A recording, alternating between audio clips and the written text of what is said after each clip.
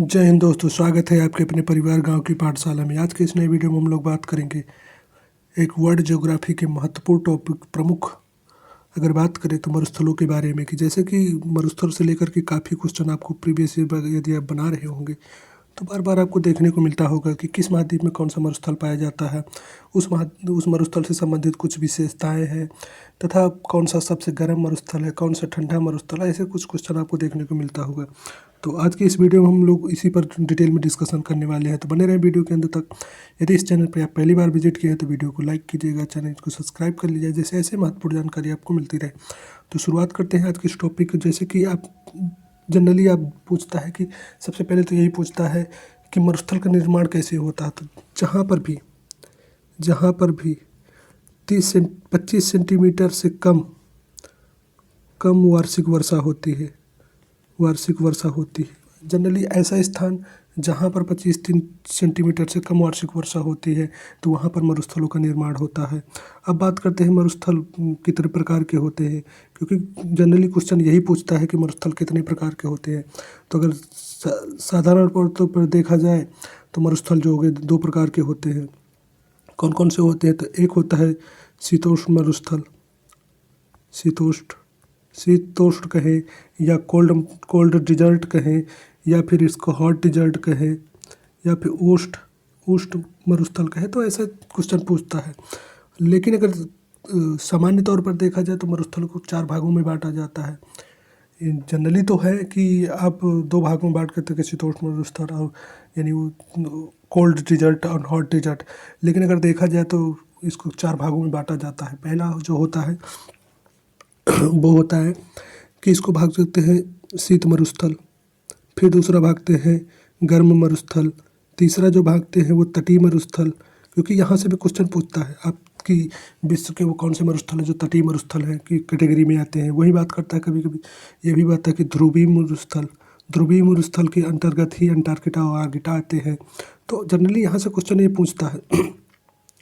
वैसे तो आप 2 भागों में बांट करके ही मरुस्थलों का अध्ययन कर सकते हैं, लेकिन अगर जैसे कि आप यूपीपीसीएस का एग्ज़ाम देने जा रहे हैं या फिर आप देने जा रहे हैं कि बीपीएससी का एग्ज़ाम, वहाँ पर आपको ये 4 कैटेगरी में पूछेगा, क्योंकि यहाँ से क्वेश्चन बनाता।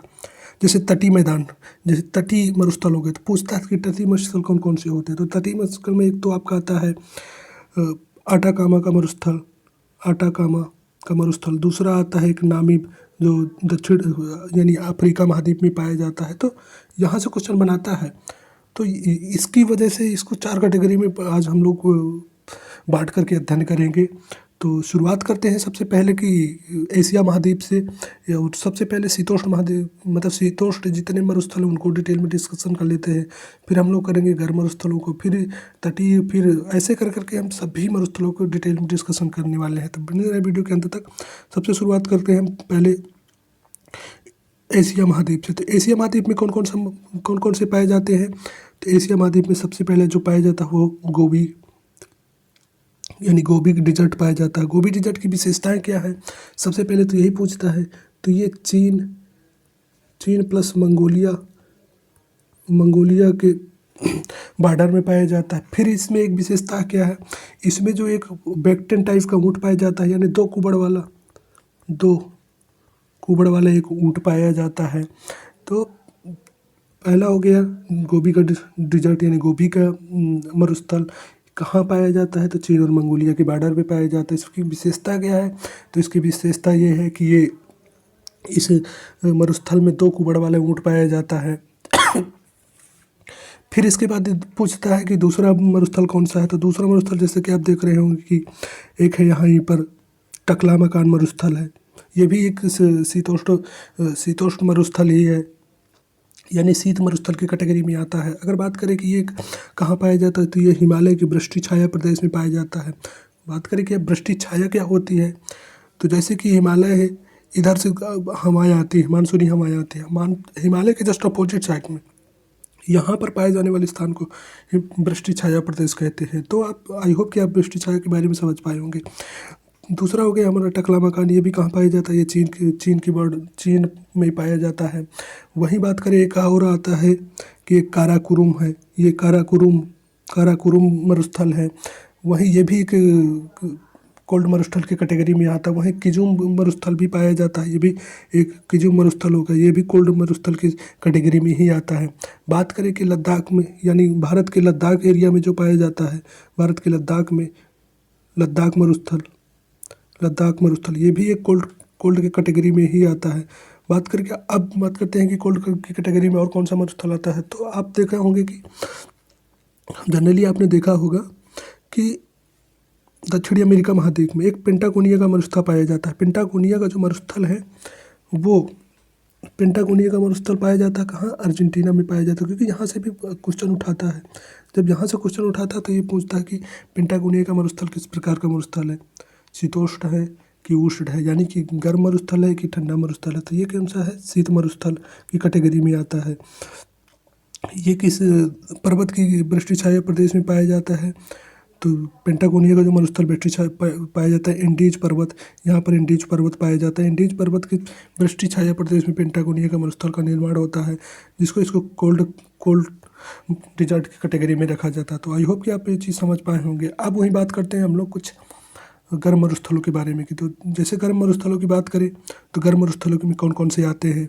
तो सबसे पहले एशिया से ही शुरुआत करते हैं, क्योंकि एशिया में कई सारे मरुस्थल जो पाए जाते हैं गर्म मरुस्थल होते हैं। तो पहले जैसे बात करें कि आप देख रहे होंगे एक अरब का मरुस्थल पाया जाता है, अरब डिजर्ट, यानी कि अरब, अगर बात करें कि अरब पेनिनसुला की सबसे बड़ा, विश्व का सबसे बड़ा पेनिनसुला है अरब पेनिनसुला, यहाँ से लेकर ये यहाँ तक अरब पेनिनसुला कहें, अरब प्रायद्वीप कहें, उसमें ही जो पाया जाता है अरब प्रायद्वीप। इसकी क्या विशेषता है? तो इसकी जो विशेषता है कि सबसे ज़्यादा रेतीला, यानी विश्व का सबसे ज़्यादा रेतीला, अगर बात करें सबसे ज़्यादा रेतीला मरुस्थल कौन से है, यहाँ से क्वेश्चन उठाता है रेतीला मरुस्थल, तो वहाँ पर आ जाता है अरब डिजर्ट आ जाता है। वहीं बात करें एक ईरान में पाए जाते हैं, ईरान में दो पाए जाते हैं, ईरान के क्षेत्र में, ये ईरान का क्षेत्र हो गया, यहाँ पे पाए जाते हैं दस्ते काबिर और दस्ते लुट जैसे दो मरुस्थल पाए जाते हैं। वहीं इंडिया की बात करें तो इंडिया में जो गर्म मरुस्थल पाया जाता है थार का मरुस्थल। अगर बात करें कि यहाँ से संबंधित क्या क्वेश्चन होता है, तो सबसे पहले तो ये पूछता है कि थार का मरुस्थल जो किस किस देश में पाया जाता है, तो भारत और पाकिस्तान दोनों देशों में की सीमाओं पे पाया जाता है। विशेषता क्या है यहाँ की? तो विशेषता की बात करें तो सबसे ज़्यादा विश्व का सबसे ज़्यादा जन घनत्व वाला जो मरुस्थल है वो थार मरुस्थल है, जन घनत्व वाला मरुस्थल है, क्योंकि सबसे ज़्यादा अगर आबादी की बात करें तो विश्व में दूसरे स्थान पर इंडिया है।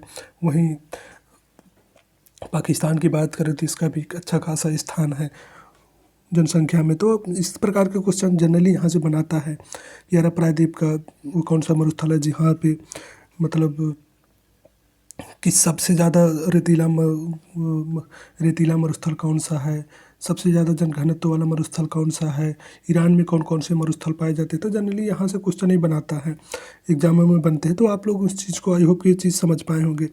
अब बात करते हैं कि जैसे कि आते हैं अफ्रीका महाद्वीप में। तो अफ्रीका महाद्वीप की अगर बात करें तो अफ्रीका महाद्वीप में एक तो पाया जाता है सहारा का मरुस्थल, विश्व का सबसे बड़ा गर्म मरुस्थल है। सबसे ज़्यादा गर्म नहीं है, लेकिन सबसे ज़्यादा गर्म का मरुस्थल जो है वो सहारा का मरुस्थल है। बात करें कि फिर इसके बाद इसका क्या क्या विशेषताएँ हैं, तो इसी मरुस्थल अल जजीजा सबसे गर्म एक स्थान पाया जाता है। अल जजीजा एक विश्व का सबसे गर्म स्थान पाया जाता है। वहीं बात करें कि इसकी और क्या विशेषताएँ हैं, तो यहाँ एक बर्बर नामक जनजाति पाई जाती है। कौन सी? बर्बर नामक जनजाति पाई जाती है। यहाँ जनरली इससे भी काफ़ी बार क्वेश्चन उठता है कि किस महाद्वीप में किस डिजर्ट के पास कौन सी जनजाति पाई जाती है। जैसे आप देख रहे होंगे कि एक काराहारी मरुस्थल है, ये भी दक्षिण अफ्रीका में पाया जाता है। कहाँ पाया जाता है? सबसे पहले क्वेश्चन यही बनता है कि ये कहाँ पाया जाता है, तो दक्षिण अफ्रीका में पाया जाता है। कौन सी जनजाति के लिए फेमस है? तो बुशमैन जनजाति इस रीजन में पाई जाती है। कौन सी पाई जाती है? बुशमैन जनजाति पाई जाती है। यहाँ से जनरली क्वेश्चन उठाता है। अगर आप प्रीवियस ईयर पेपर बना रहे हो तो आप देख रहे हो कि यहाँ से क्वेश्चन उठते हैं। फिर इसके बात करते हैं नामीब भी, जो भी है ये भी एक गर्म मरुस्थल है, लेकिन इसको हमको तटीय मरुस्थल में इसको हम अध्ययन करेंगे, क्योंकि गर्म मरुस्थल तो है दक्षिण अफ्रीका महाद्वीप में पाया जाता है, यानी अफ्रीका महाद्वीप में पाया जाता है नामीब भी, लेकिन इसको हम तटीय, जो हमारा तीसरा डिवाइडेड है। पहला हमने कोल्ड के बारे में डिस्कशन कर लिया, फिर इसके बाद तटीय के बारे में कर लिया। अब वही हम लोग बात करते हैं कि जैसे कि ऑस्ट्रेलिया महाद्वीप में बात करें, ऑस्ट्रेलिया महाद्वीप में कौन कौन से पाए जाते हैं, या फिर पहले हम दक्षिण अमेरिका महाद्वीप में देख लेते हैं कौन कौन से पाए जाते हैं गर्म मरुस्थल पाए जाते हैं। तो जैसे कि गर्म मरुस्थल की बात करें तो एक आटाकामा का मरुस्थल पाया जाता है, यहाँ से बहुत ज़्यादा क्वेश्चन बनाता है। पेटागोनिया का मरुस्थल ये तो कोल्ड हो गया, लेकिन आटाकामा का जो मरुस्थल है दक्षिण अमेरिका में पाया जाता है, वो विश्व का सबसे गर्म या सबसे शुष्क मरुस्थल अगर कहें तो आटाकामा मरुस्थल ही है विश्व का। क्योंकि यहाँ से क्वेश्चन आप बनाता, जब ऐसे क्वेश्चन बनाता है तो काफ़ी गलत होने के चांस बढ़ते हैं। विश्व का सबसे शुष्क मरुस्थल की बात करें तो ये आटाकामा का मरुस्थल है। अगर वहीं बात करें कि विश्व का सबसे गर्म मरुस्थल, तो गर्म मरुस्थल सबसे बड़ा गर्म मरुस्थल तो ये हो जाएगा सहारा। लेकिन सबसे शुष्क मरुस्थल की बात करें तो आटाकामा का मरुस्थल हो जाएगा। अब आते हैं हम लोग कहीं ना कहीं आते हैं अब आते हैं हम लोग ऑस्ट्रेलिया महाद्वीप में। ऑस्ट्रेलिया महाद्वीप में कौन कौन से पाए जाते हैं तो उसके बारे में भी हम लोग डिस्कशन कर लेते हैं। वैसे अगर देखा जाए तो ऑस्ट्रेलिया में कई सारे मरुस्थल पाए जाते हैं। उनमें से जैसे हो गया सैंडी हो गया, गिब्सन हो गया, सुनामी होगी, और वहीं बात करें तनामी हो गया, सिम्पसन हो गया। 4-5 मरुस्थल ऐसे हैं जो कि ऑस्ट्रेलिया महाद्वीप में पाए जाते हैं। तो पहले हो गया तनामी हो गया, गिब्सन हो गया, सैंडी हो गया और सिम्पसन हो गया। ये अगर इसको याद करने की तरकीब है तो 7GB यानी कि सिम्पसन, ग्रेट सैंडी, वहीं पर गिब्सन, तो ऐसे भी आप इसको याद कर सकते हैं। अब बात करते हैं हम लोग जो कि अमेरिका महाद्वीप में पाए जाते हैं। उत्तरी अमेरिका महाद्वीप, क्योंकि ऊपरी अमेरिका महाद्वीप में जो पाए जाते हैं वो भी गर्म मरुस्थल की कैटेगरी में आते हैं। तो जैसे कि हो गया ग्रेट बेसिन हो गया, कोलोराडो प्लेटू के हो गया, मोजावे जो हो गया वो भी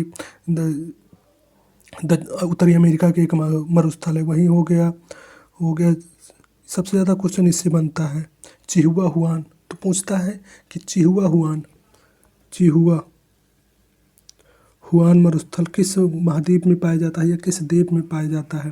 तो बात करें तो ये जो चिहुआ हुआन जो पाया जाता है ये पाया जाता है अमेरिका महाद्वीप में। अमेरिका महाद्वीप में कौन सा है तो उत्तरी अमेरिका महाद्वीप में चिहुआ हुआन पाया जाता है। मोजाम्बिक कहाँ पाया जाता है, ये भी अमेरिका की कैलिफोर्निया नामक स्थान पर पाया जाता है। वहीं ग्रेट बेसिन की बात करें तो ग्रेट बेसिन भी उत्तरी अमेरिका में पाया जाता है। अगर और बात करें कि जैसे कि अब बात कर लेते हैं तटीय कि कौन कौन से तटीय मरुस्थल हैं। तो तटीय मरुस्थल में बात करें तो आटाकामा मरुस्थल हो गया, दूसरा हो गया आटाकामा मरुस्थल साउथ अमेरिका के भाग में यानी महाद्वीप में पाया जाता है। वहीं नामी मरुस्थल की बात करें तो नामी मरुस्थल जो दक्षिण अफ्रीका महाद्वीप के नामीबिया नामक स्थान पर पाया जाता है। ये किस लिए प्रसिद्ध है, यहाँ खोई जनजाति पाई जाती है। कुछ ऐसे जो जनरली क्वेश्चन यहाँ से बनकर आते हैं। तो आई होप कि आप इस चीज़ों को सब समझ पाए होंगे। वहीं अगर क्वेश्चन पूछता है कि जो मरुस्थल में पाई जाने वाली वनस्पति कौन सी होती है तो जीरोफाइट्स मरुद्भिद जो वनस्पतियाँ हैं, कुछ ऐसे क्वेश्चन पूछता है। फिर पूछता है कालाहारी मरुस्थल के आसपास जो जनजातियाँ पाई जाती कौन कौन सी जनजातियाँ होती हैं तो बुशमैन पाई जाती हैं। वहीं सहारा मरुस्थल के पास जो बर्बर जनजाति पाई जाती है। अगर वहीं बात करें कि नामी मरुस्थल के पास कौन सी जनजाति पाई जाती तो खोई जनजाति पाई जाती। तो आई होप कि सारे क्वेश्चनों को आप समझ पाए होंगे। कौन सा मरुस्थल डिजर्ट मरुस्थल है, कौन सा मरुस्थल की कोल्ड मरुस्थल है, कौन सा। अब ध्रुवीय मरुस्थलों की बात में कर लें, कोल्ड भी कर लिए हम लोग। तटीय मरुस्थलों की बात करें तो ध्रुवीय मरुस्थलों में अगर बात करें तो एक आता है अंटार्कटिका का मरुस्थल। आपने अगर जनरली देखा होगा तो अंटार्कटिका का मरुस्थल आता है, अंटार्कटिका का मरुस्थल।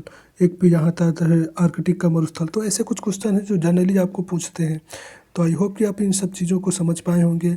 आपसे संबंधित जो भी डाउट है वो क्लियर हो पाएंगे। यदि फिर भी आपके डाउट है तो आप कमेंट बॉक्स पर कमेंट कर दीजिएगा, जिससे हम आपके डाउट को सॉल्व करने की कोशिश करेंगे। तो आज के वीडियो में फिलहाल इतना ही रखते हैं, मिलते हैं नेक्स्ट वीडियो में। तब तक के लिए जय हिंद, जय भारत।